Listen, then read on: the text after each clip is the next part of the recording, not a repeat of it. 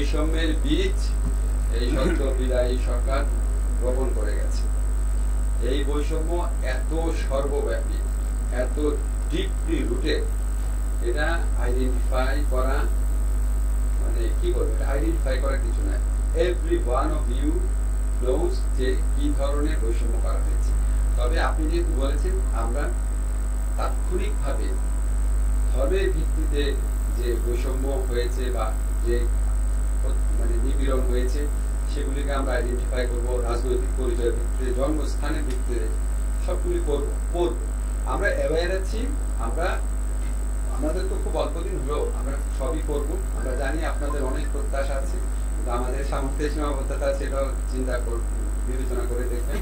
আর আপনাদেরকে সবাইকে একটা জিনিস বলি, আমি যে একসময় সাংবাদিক ছিলাম, আমি জানি আপনারা কত চাপের মধ্যে সাংবাদিকতা করেছেন। এর মধ্যে অনেকে অনেক সাহসিকতার সাথে সাংবাদিকতা করেছেন, অনেকে পারেন নাই করতে, অনেকে ইচ্ছা করে সাংবাদিকতা করেননি। সাবেক প্রধানমন্ত্রী সরকারের স্থাপকতা করেছেন, কিন্তু এদের সংখ্যা বেশি না। আমি জানি আপনাদের মেজরিটির মধ্যেই সৎ, সাহসী, নিরপেক্ষ সাংবাদিকতা করার মানসিকতা আছে। এখন তো মুক্ত সময়, আমরাও যদি কোনো ভুল করি, আপনারা উইথ গুড ইন্টেনশন আপনারা আপনাদের সর্বোচ্চ মেধা এবং আন্তরিকতা প্রয়োগ করে আমাদের জন্য একটা ওয়াচডগের ভূমিকা পালন করবেন। আমরা ভুল করতে পারি, পদে পদে ধরিয়ে দেবেন, বাট বস্তুনিষ্ঠভাবে।